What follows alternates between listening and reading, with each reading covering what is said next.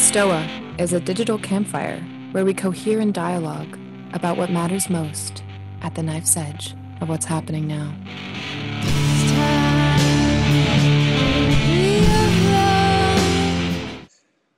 All right, everyone, welcome to the Stoa. Today we have Daniel Ingram with us to discuss his new project, the Emergent Phenomenology Research Consortium. Daniel has been, among other things, a medical doctor, meditator of some great accomplishment, and the author of the wonderful book, Mastering the Core Teachings of the Buddha. So, Daniel, go ahead and tell us what you'll be talking about today. Oh, you're on mute.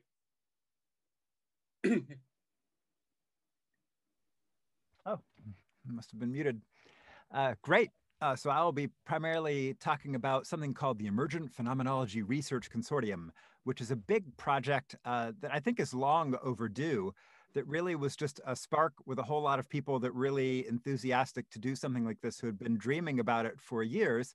And then through some friends of mine, Andrea Grabovac and Julieta Galante and some other people, Matthew Saquet and some others who are some researchers at Vancouver and Cambridge and Harvard and some other places related to those, we all decided to get together and form this large group. And the goal was basically to bring ontological neutrality and agnosticism and tradition agnosticism and a more sort of open, balanced scientific view to both the highs and the lows, as well as the weirds of the spiritual path.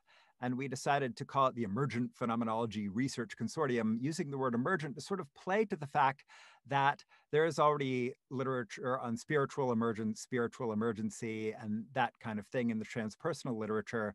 But the word spiritual can sometimes be confusing for people and may not necessarily translate all that well to certain scientific or clinical contexts, where like a clinician might not understand why seeing a bright white light or having a tremor in one's limbs or a feeling of fear might necessarily be spiritual, or seeing some complicated geometric fractal pattern.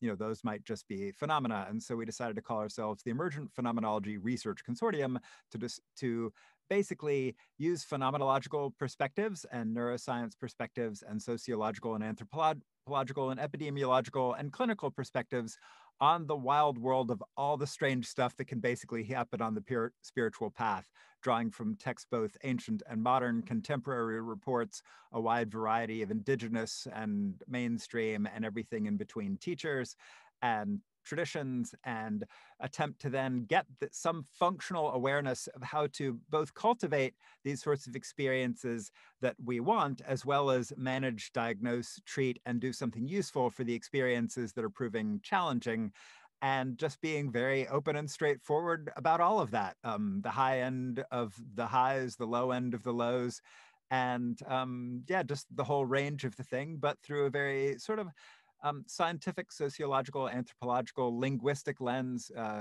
taking into account the cultural needs of the traditions we're going to be interfacing with, such as the American Psychiatric Association and the World Health Organization and insurance companies and medical specialty boards, and those cultures that have their own cultural requirements, their own sort of linguistic sensibilities, their own needs, and trying to figure out how the transpersonal literature, for all its wild and mysterious glory, failed to ever really get any traction in the mainstream of emergency medicine, of emergency psychiatry, of family practice, of mainstream therapy, of popular culture, and of public health and epidemiology.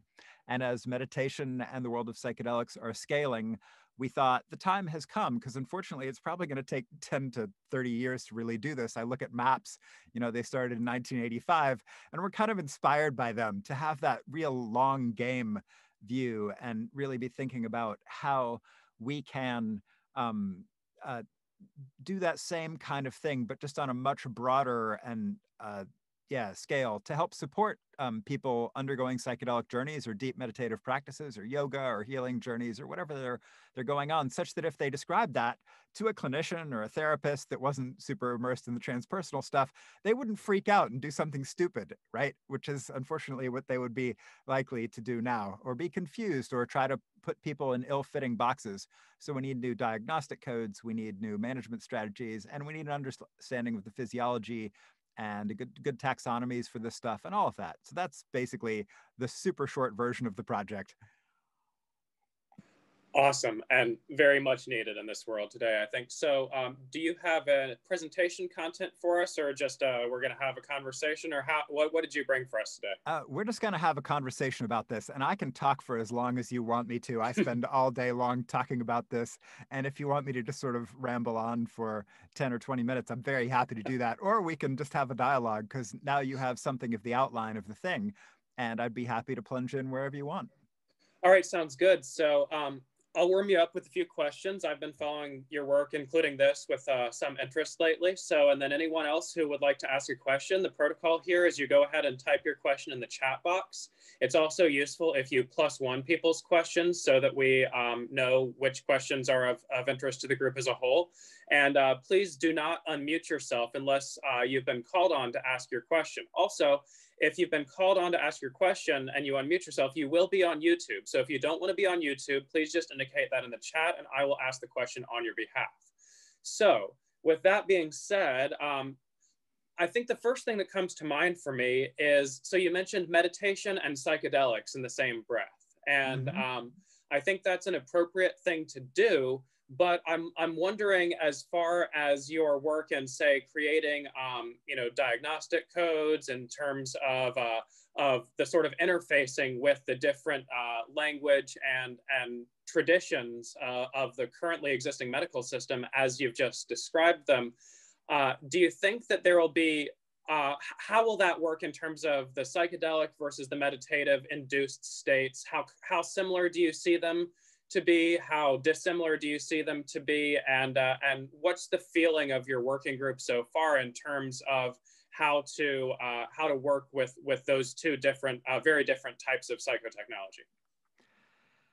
Yeah, so clearly psychedelics are much more likely to induce extraordinarily powerful altered states of mind in comparison to meditation. So, but that said, there is a world of meditation that, at least for moments and brief periods, can be super powerful. And I actually talk with people on an almost daily basis who, in some contexts, like I was literally just talking today with a guy who was doing about 2 hours of mindfulness, just sort of garden variety mainstream mindfulness practice a day that he had picked up from a standard MBSR course. And all of a sudden he felt his body explode into basically particles of light, and then went through all kinds of wild mood stuff. And then at some point started getting into states where he would just sit down and everything was just glowing bright white in this vast white space. And this was in daily life, not on retreats. And those are classically described meditative experiences, but those are also in the realm of what someone might experience on psychedelics. So it is true that the range is clearly more skewed towards the powerful end on the psychedelic end of the spectrum. But, and probably a third of the people I talk with these days got into interesting territory through psychedelics that they later on got into meditation because of psychedelics. So, but it can go both ways also, as you know, obviously. And I think we're going to find there's a reasonable amount of functional overlap in the territory in terms of what a lot of these openings can produce. And I see a lot of people struggling with very similar symptomatology and describing very similar phenomenology from some of these more unusual deep experiences that can come from low dose, but certainly people who go on high dose meditation retreats, including, like Goenka retreats, which are, very widely available, as well as lots of other types. I only mention Goenka because they're the most popular meditation tradition in the world, I believe. And so, but plenty of other techniques as well. And these have been described for, thousands of years, and plenty of Western philosophers even describe these sorts of experiences. Rene Descartes is a classic example who just describes straight up arising and passing away stuff that he had. But there are plenty of others. Einstein has one. I mean, Thoreau, T.S. Eliot, I could go on and on. And these are people who are not intense Buddhist meditators, nor, as far as I know, taking psychedelics, though who knows. They, and so I find a lot of overlap in these things, but the phenomenology and the neuroscience still needs to be done. So we can start with descriptions that sound very similar to expert opinion and we can lump them in what appear to be functionally useful baskets. But in terms of actually doing the neurosciences, we've actually got a study at Harvard that we've got a lot of funding for, but we could use some more. So, but we're going to be doing fMRI and 7 Tesla fMRI and EEG in collaboration with the neuroscience team at Oxford, and some additional analytical supportive power from the University of Utrecht from a top EEG meditation researcher guy named Remco.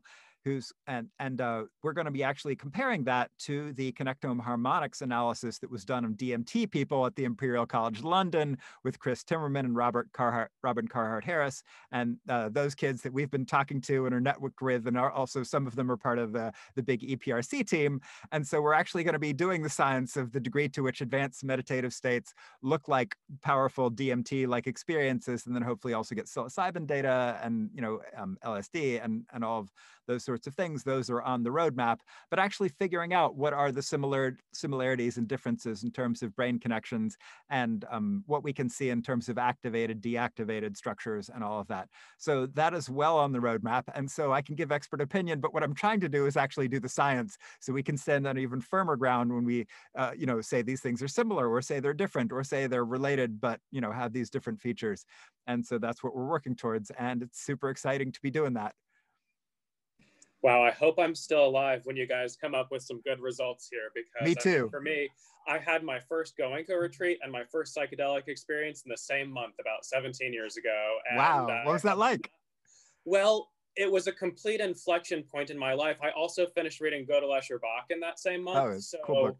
I've been completely unable to disambiguate what happened as a result of each of those 3 threads, so to speak. And so I think this research that you're doing will be really useful for the many, if not most of us in the Western world who got into serious meditative practice in a way that was in some degree spurred by psychedelics. I mean, you talk to a lot of the older generation of Buddhist teachers, and a lot of them will in public or sometimes in private admit that, yep, that's how they got into it too. And so I'm really excited to see where you go with this. So I'm wondering what your sort of order of operations is here with this consortium. What are you mentioned a couple of projects you've got going now.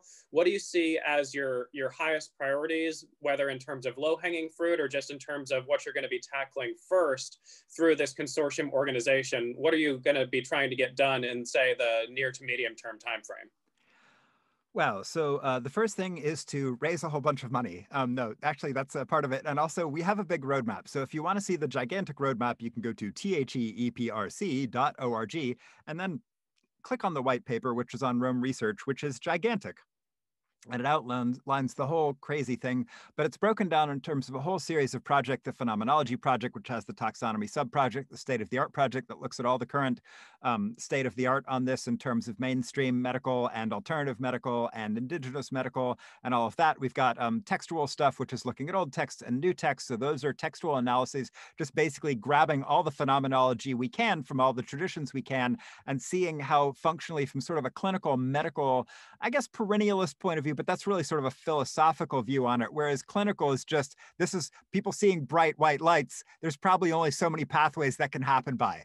There's going to have to be some similar underlying mechanisms just because of the limits of how we're all connected and that kind of thing. If you're having tremors for whatever reason, there are certain pathways that are just going to be involved: dopamine networks and inhibition or disinhibition or motor centers or whatever.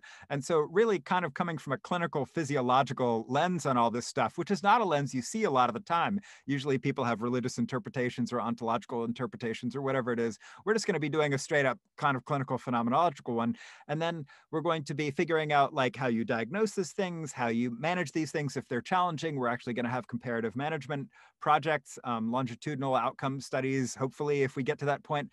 So some of the low-hanging fruit is we're starting with, starting with a bang. We're definitely starting with the high-end meditators and psychedelics because we think that's going to make something of a splash, and it's fun, and we just happen to have the people ready to go who are excited to do that, and it's oddly relatively affordable in comparison to a lot of the other stuff we want to do, like the big population-based studies, where we, track a whole population of thousands of people for 10 or 15 years doing this stuff and actually get to compare the outcomes of various traditions and just life experiences, and then non-meditative, non-psychedelic controls to see if they have spiritual experiences and how those compare. Those are big, expensive studies that take a long time.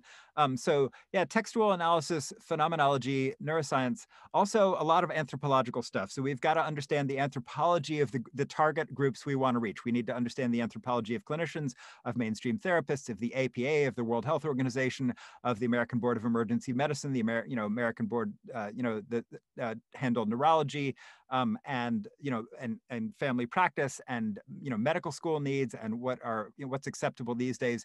We need to understand a lot about the sort of the psychedelic community. So we're in touch with like the Zendo Project, and we're going to be talking to Cosmic Care and Mind Medicine. Those are things we're working on. We've been in active contact with MAPS and talking with them, of course, because they're similar. They're much more narrow in their scope, but doing something really important with a lot of interesting expertise of how you bring alternative things into the mainstream and raise money for that. And coordinate researchers.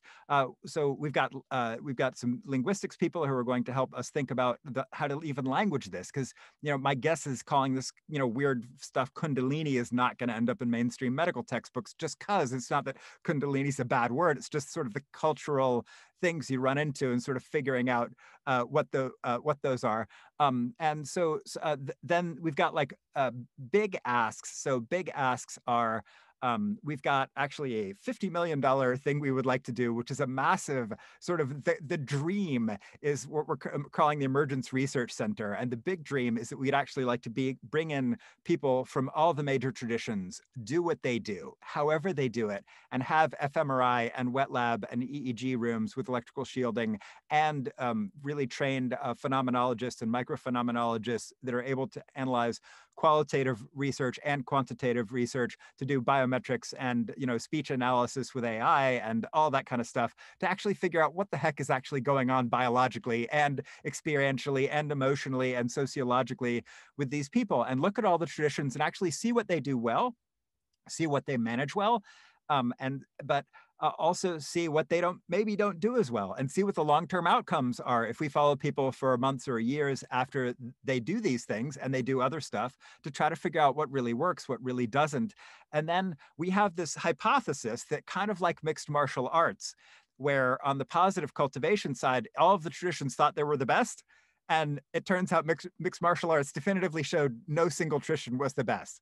Like basically, if you're going up against a trained martial artist of basically equivalent weight and strength and skill, and training in mixed martial arts, they're just going to kick the butt of anybody who's coming from a non-aligned, a single tradition like, karate or whatever. Sorry if anybody has their favorites, I apologize. But I think that experiment has kind of been done. And we have a similar hypothesis that a lot of the traditions coming into this have really cool tech that we'd love to see what the best of that is, and then see what it looks like kind of put together, lending very objectively neutral science that doesn't care which tradition it's coming from. I think a lot of the studies done by the TM kids or the Tibetans or the mindfulness people, they were all kind of rah-rah team, which I totally get, right? It's understandable, right? I'm not blaming them, and they've done some cool stuff that has really shown a lot of interesting effects.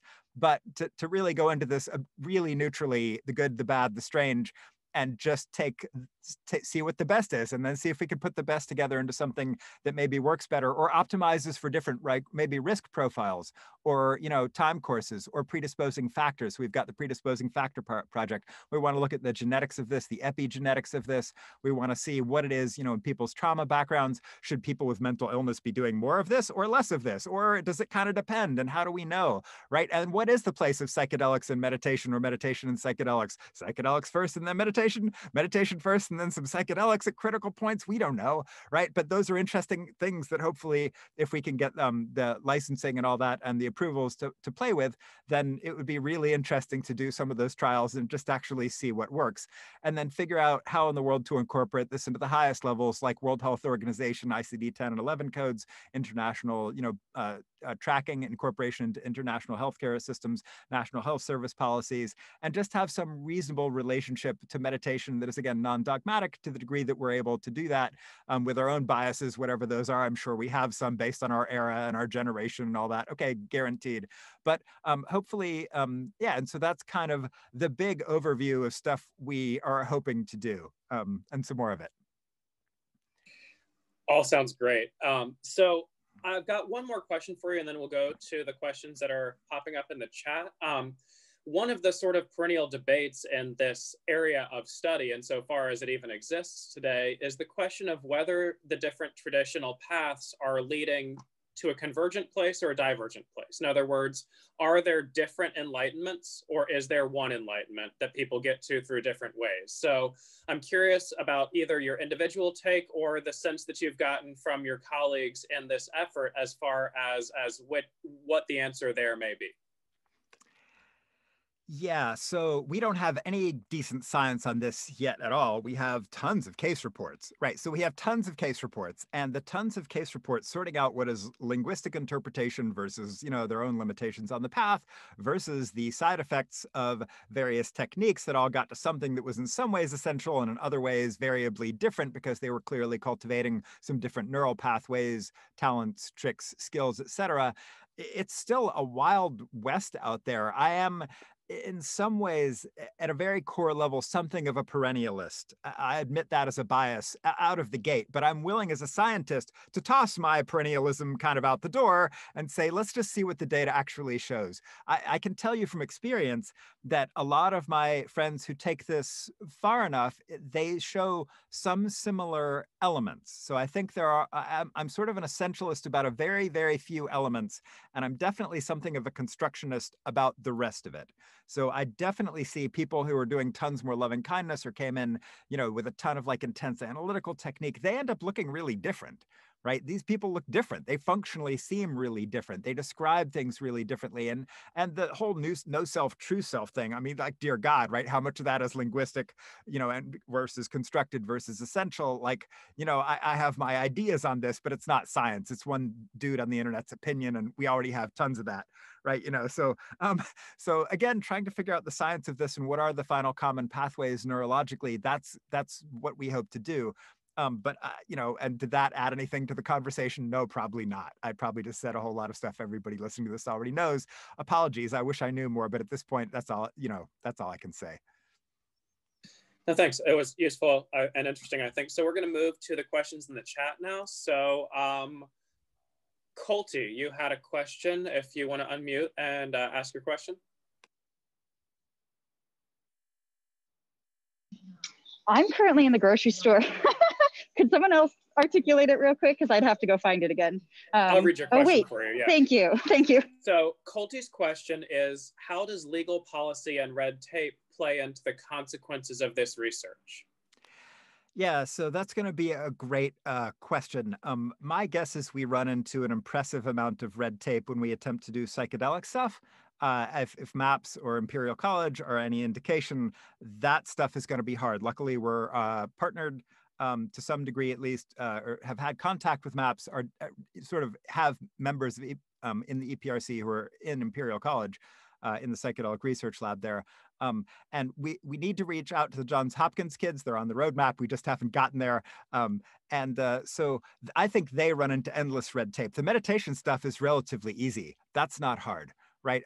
Legal stuff, I think the medical world already has a tremendous amount of legal stuff kind of worked out. So on the meditative end, very easy. Like you can teach meditation, you can do surgeries, you can do all kinds of wild stuff. And these people have malpractice, they have lawyers, they have, protocol, they've got all that. So I think medicine is going to be the meditative end. Anything that's not psychedelics is going to be the easy part. I think still there's going to be a reasonable amount of regulation and stuff around the psychedelic side. Around the rest of it, the anthropology and the qualitative research and and the phenomenology and the taxonomy and all that, I don't think we're going to run into any trouble at all. So hopefully that part will be easy. I could be naive. And I'm also talking about the West. So as we attempt to incorporate this farther and farther into the world of countries that may have dominant religions or, state religions, or trying to really get this to go global in certain countries where they have an official religion that maybe have very, very different language or biases or needs, figuring out how to translate this stuff is fascinating. We've already had some preliminary, very sort of tentative outreach to, for example, one researcher in Iran, but just recognizing the cultural challenges there are going to be real. And I think the legal challenges there are going to be real. And so that's when we start going into that part of the world and countries like that, that's where it's going to get a lot more difficult.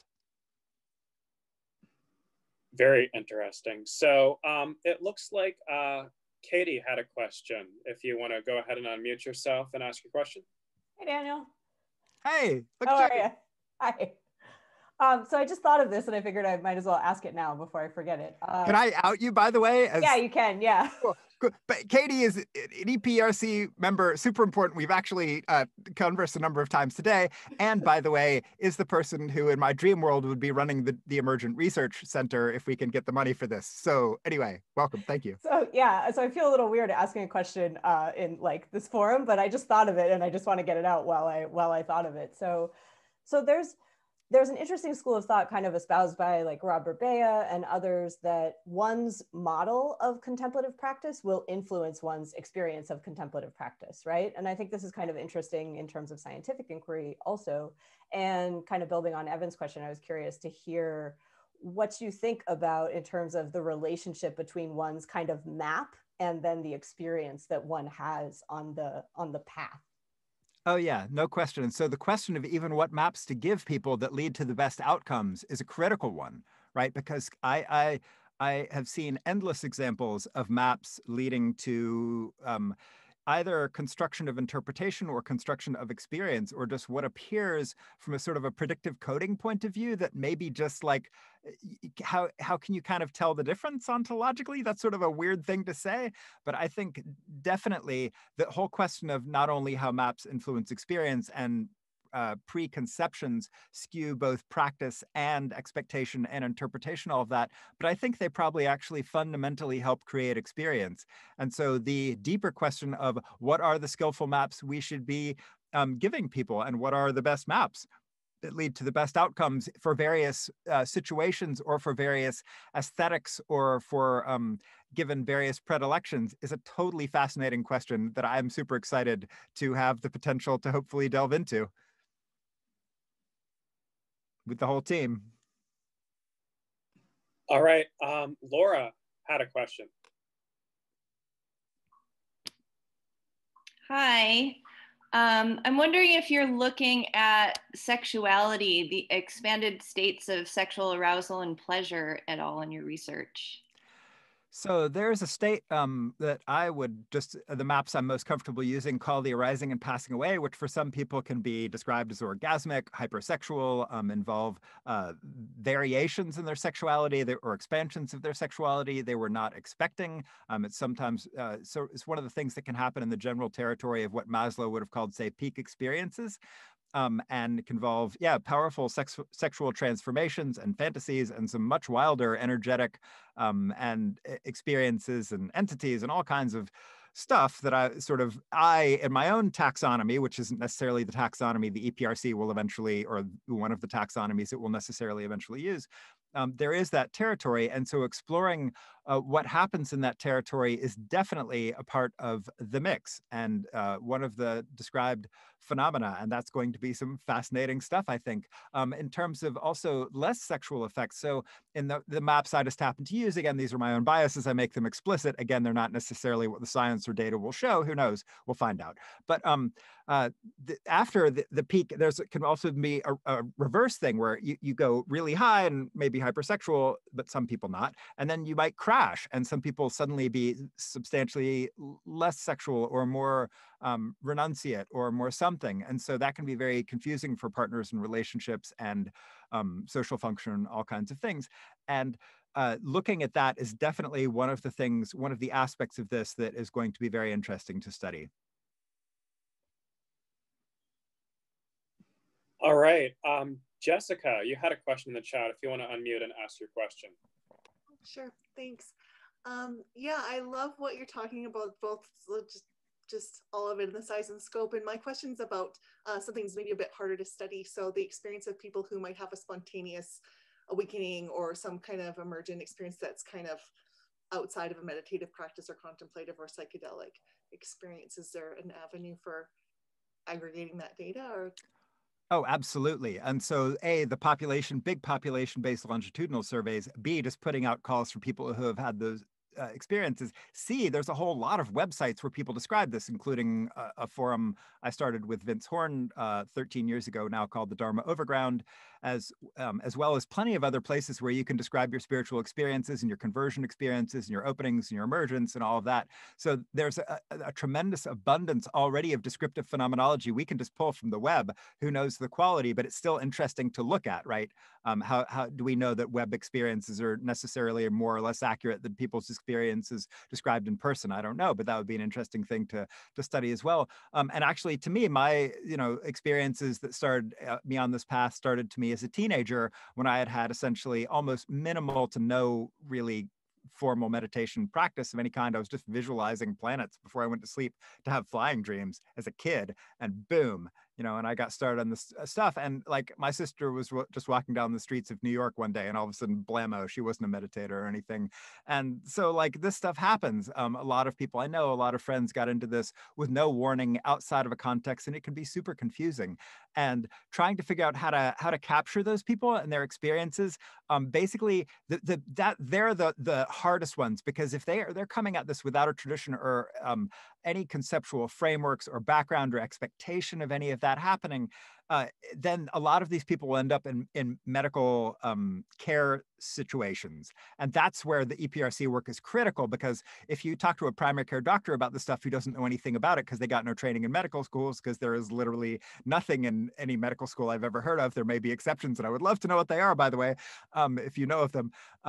But like they're just going to have no idea what to do with this. And they've only got a few boxes. One is complex temporal, complex seizures, or some sort of temporal lobe seizure, or, psychosis, garden variety, or bipolar, or like, some movement disorder. They don't have good boxes, and they need better boxes, frameworks, nuance, diagnostic criteria, differentiating criteria, reasonable differential diagnosis, what tests they need to do, and then how to manage this stuff.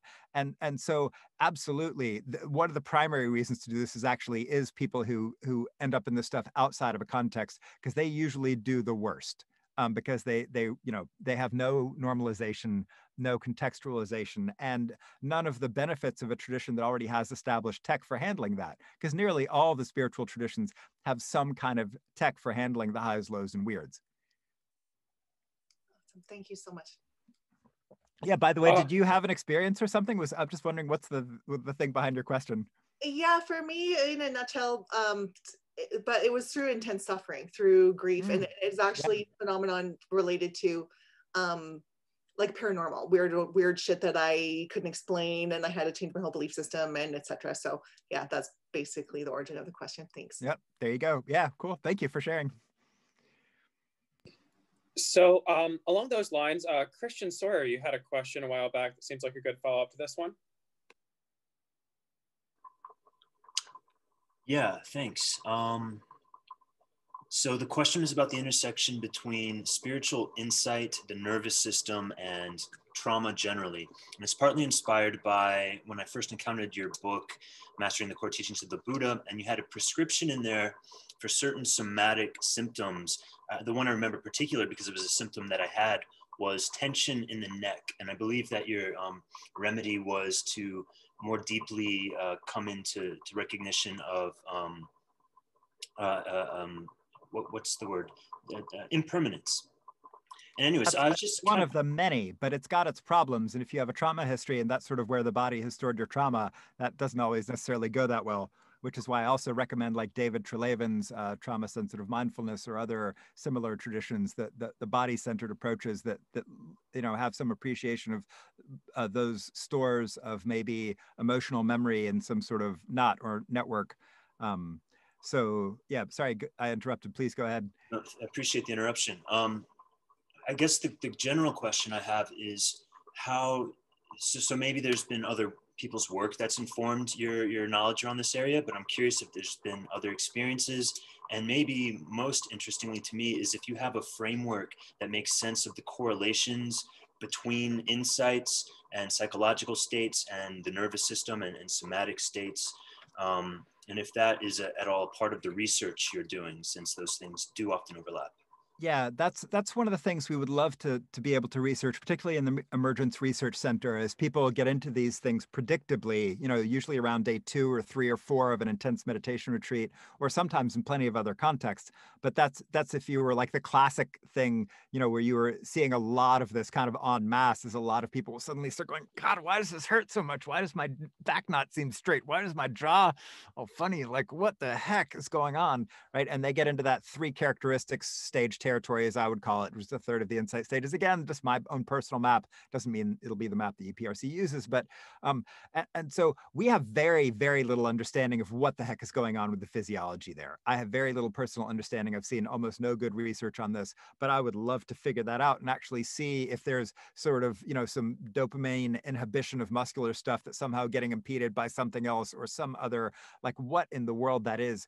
We don't know physiologically, right? As far as I know. And if somebody does, I would love them to tell me and say, hey, there actually is a good literature on this, but I'm certainly not aware of it. And that is definitely one of the things we'd like to explicitly study, because a reasonable number of people with spasmodic torticollis or TMJ pain or whatever are getting into this stuff. And it actually may have various remedies. By the way, a book I just happen to like a lot on this, if you don't have a serious trauma history and going into whatever area is not triggering the heck out of you and causing you to dissociate or have a real hard time, is Robert Harry Hover's Internal Moving Healing. He was also a student of Uba Kin, who trained back in the day alongside of Goenka, who actually I think led the first retreat at IMS, and his book is actually really cool tech on this stuff. And so it's got a lot of interesting strategies and bits of advice, and I think it's one of the best that's been written on this. Robert Harry Hover doesn't get nearly the airtime that some of the other Uba Kin people did, but definitely check out his stuff. Highly recommended. Was that helpful? Yeah, very much. I appreciate the insights and the where the blank spaces are in the research. Yeah. I've got a quick follow-up to that line of questioning here. I'm curious as to the role you see things in the vague category of, say, the Alexander technique or, say, emotional effector patterns, and what role that these might have for people going through this sort of experience in terms of, do you find those sorts of tools useful, or maybe just what are your thoughts on that? So I should state at the outset, I only know a relatively superficial understanding of Alexander technique. I mean, I could tell you the basics of it, about posture and for musicians and violin players, but I'm no expert. And the other one I just know almost nothing about. So I should just actually say right there, I don't have enough expertise in those. Do you have something that you could actually lend from that? Because it sounds like you're coming from some more knowledge than I've got. What have you got that you were thinking about?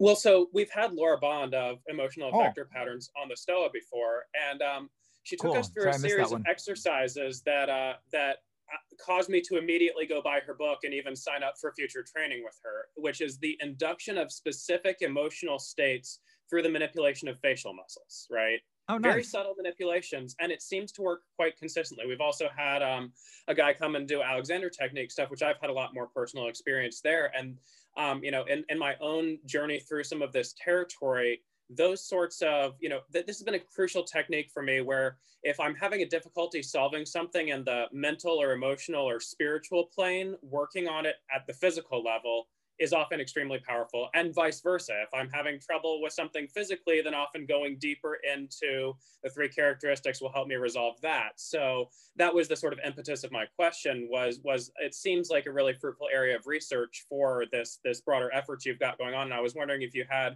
sort of thoughts on the relationship more broadly between the somatics and if you have any favored techniques or modalities or maps for the somatics and so on. Again, I really like the Robert Harry Hover stuff, but it's just because I'm familiar with. I also hear really good things about Feldenkrais.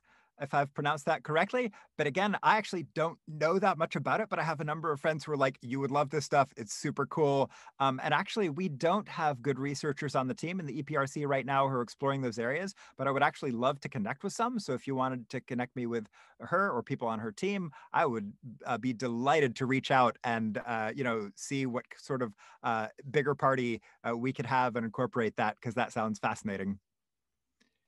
Absolutely, yeah. I think she's a professor at UNC Asheville currently, so oh, cool. Will definitely be an interesting connection to make there. So I'm going to move on to another question from the chat now. Chris D, you had a question that got several upvotes. If you want to go ahead and unmute and ask your question. Yeah, hey Daniel, thanks for coming on again. Yeah, now, cool. I'm going to have to reword my question a little bit. So my question has to do with your stance on the market's role with meditation and psychedelics. How do you see proliferation of meditation and psychedelics in a way other than corporate mindfulness? Do you have any ideas of how they would be more of a public good? Wow. And so luckily, they are still very much of a public good. So there is still a tremendous amount of meditation that proliferates out there in spiritual technology that is given freely, that is freely practiced. And again, I mentioned the Goenka tradition just because they happen to do their retreats on a donation basis. So the degree to which they're corporate or a package or whatever you could debate, but like at least, the money part of it is super clean, right? And so I think there is definitely a role for people, as much as I hate to say this, who are being somehow paid to do this in some therapeutic or medical or clinical context. But it is 100% obvious that market forces distort this stuff, right? Make it downplay not only the lows, but also sometimes the highs that aren't socially acceptable or too weird to talk about. And definitely the weirds.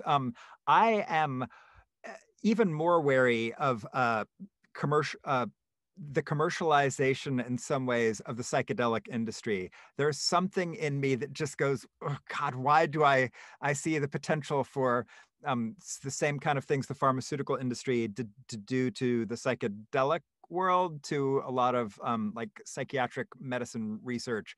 Something in that I'm pretty nervous about, though I do think probably a lot of good stuff will come from that as well. Now, I should say of the pharmaceutical industry that as an ER doctor, I was unbelievably grateful for the capabilities that the pharmaceutical industry lent to the things I could do for healing patients. Incredible antibiotics and all kinds of cool meds and blood pressure. I mean, just on and on and on, right? Amazing capabilities.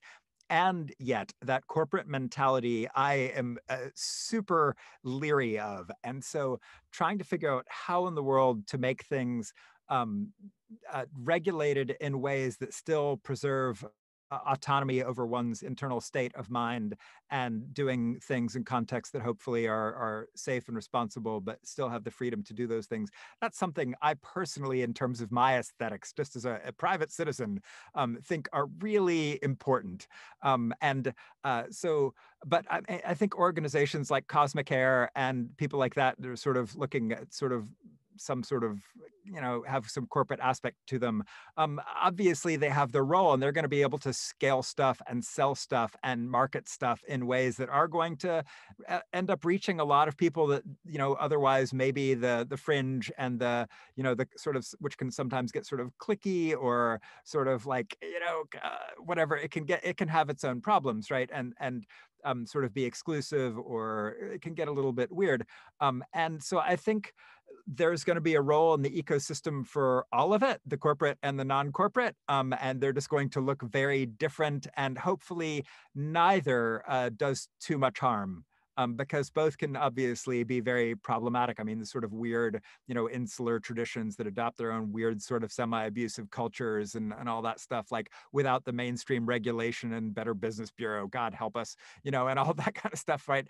I mean, like both have their good points and shadow sides, and it's just like, and both are gonna happen, and well, the one is already happening, and it's not without its problems. That was just sort of a superficial discussion, but that's kind of how I look at it in a nutshell. Do you have anything you want to say about that? Probably just want to ask you on some ideas on how you might want to bridge the corporate and the non-corporate, if you thought about that. Wow, I don't know that that's necessarily going to be my job, luckily. The market forces apply to both, and there will be market forces that shape those that are going to be vastly bigger than anything we can easily control. There will be media forces and political entities and people with very unfortunate incentive structures that are going to be all over this, and that's already to some degree true, like it is with all other products. And so suddenly waxing Buddhist for just a moment, in a realm of samsara run by the demon Mara, like who's, what do you expect? Yeah, it's going to be messy, period. I think there's only so much we're going to be able to do about the mess, though I certainly appreciate that lots of good, heartful, thoughtful people are going to try, even if they clearly are not all going to disagree on what is the right thing to do, as is already true. Like people already within the psychedelic world are, there's a lot of different camps about how this should all go down. And same in the meditative world, we can't get along with each other. Since the beginning of Dharma coming to the West, we haven't gotten along with each other. I was just reading the fascinating book, S.N. Goenka, Emissary of Insight, by my friend Daniel Stewart, who also is in the EPRC, by the way, and I highly recommend the book. And sort of politics and conflict and personalities and stuff sort of struggling with each other for dominance has been here since the beginning of this stuff. And that's not going to go away because personalities, people, Was that helpful? I've got a bit of a follow-up to that as well. Something that sort of suggests itself here to me is something of an open source model. Because if you look at, say, the open source software ecosystem, there are many successful companies built on, say, the Linux kernel, right? Which is open source and anybody can download and compile for free. And so I'm wondering if you've given some thought to models like that in terms of, you're going to be producing through the CPRC effort a lot of extremely valuable intellectual property. So do you have thoughts about how you're going to sort of regulate what makes it into the commons versus what is monetizable by specific entities? And if you've given thought to that, what your strategy is? Yeah, we have a very not-for-profit open science collaborative effort. We're going to, whenever possible, make data, if we're able to,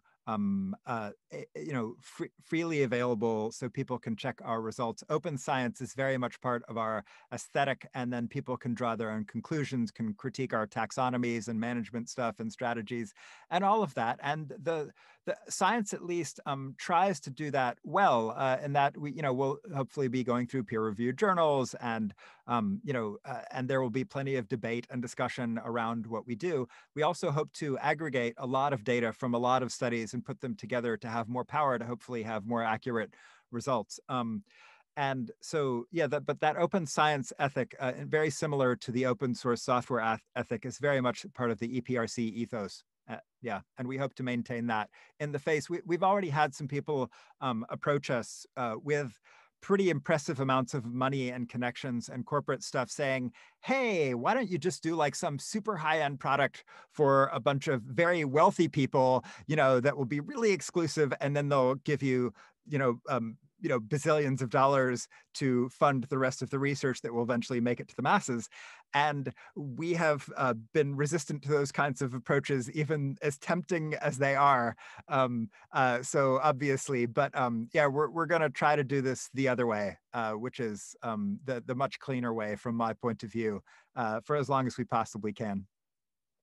I'm very glad to hear that. So we've got another question. I've been asked to read this one. So this question is, during most of my psychedelic journeys, and to a lesser degree during breath work and meditation, I have very little stuff happening in my head like visions or memories, but I have a ton of things happening in my body like twitches, jerks, kriyas, grasping, etc.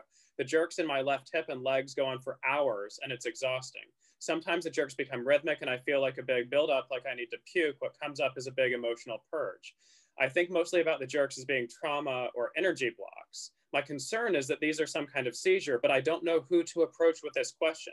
Can you shed any light on this? Maybe some info on how seizures may figure into the research.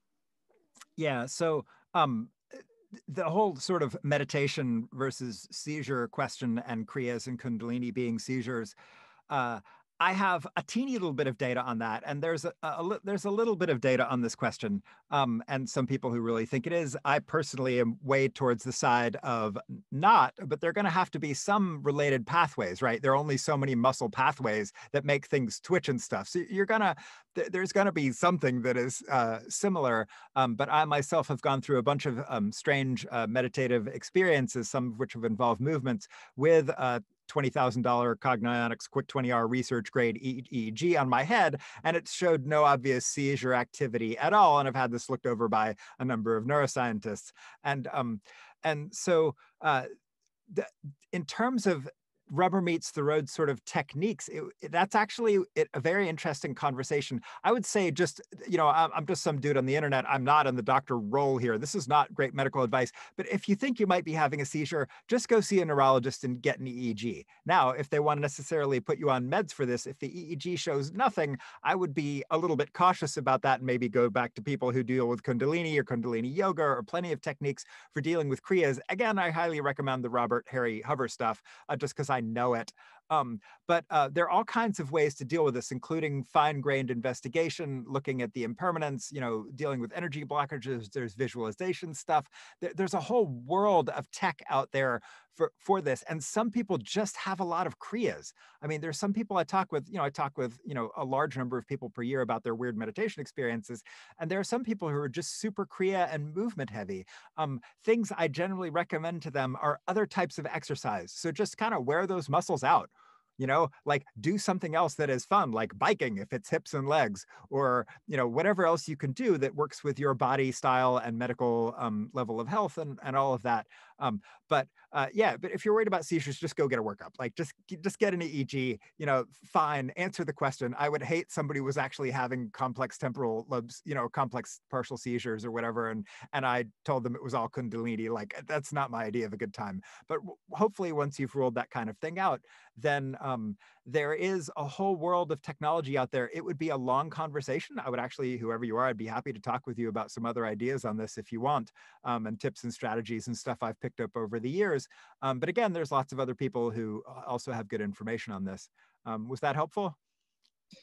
So the person who asked that question says, beautiful, thanks so much for the answer. So cool. Thank you. Right. Good. Quick follow-up along those lines. Have you guys a research program or any thoughts concerning, a lot of people talk about the connection between specifically temporal lobe epilepsy and mystical experience. And so ideas of the similarity of the pathways there, is that part of your research program? Any thoughts on that? Yeah, so that would be part of the underlying physiology program. What in the world is going on with this stuff? And again, if there are some people who have these experiences, and they would be super interesting to compare to other people who are having other sorts of experiences. Obviously, the TED Talk with the woman who had the temporal lobe stroke, whose name I'm forgetting. Somebody help me out here. God, my brain and names is bad. Like that stuff is super interesting. And what in the world is up with that, right? I mean, that's very compelling stuff. And that is definitely some of the stuff we would like to study. Absolutely. Very cool. Yeah, Jill Bolt Taylor is that woman. I actually got to produce an event that she was a part of, and she's got some very interesting insights on this. So definitely get in touch with her if you guys haven't already. I haven't yet. So on the roadmap. All right. So we're approaching the bottom of the hour. So do you have any closing thoughts you'd like to leave us with? How people can reach you? How they can contribute to this effort? Anything else you want to leave us with?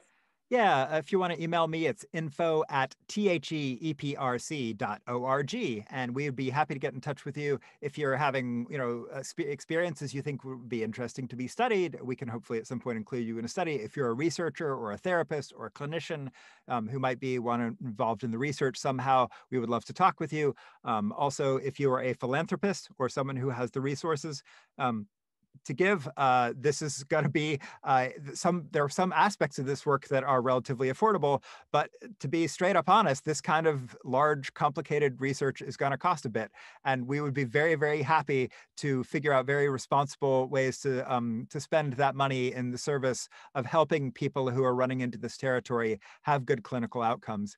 And we're also setting up a charity to fund this called Emergence Benefactors. You can find us when we get our website up, which we'll probably incorporate in the next month or two, but it's going to be at ebenefactors.org, ebenefactors.org. And so we would be very, very happy to talk to you as well. We're going to need some volunteers to do stuff. At some point, there may be employed positions by that organization. But again, trying to find appropriate financial support for this kind of deep research is one of our big priorities now, because we've got most of the plan and roadmap. Now we just need to figure out where the gasoline is. All right. Well, thank you, Daniel, so much for gracing us at the STOA again with your presence. Hope to see you again here soon. Thank you. It's been tremendous fun. We have some events coming up soon. Tomorrow, we have an event at 12 noon Eastern time, how Renee Girard helps us understand our world with Wolfgang Polliver. So that is again tomorrow at 12 noon.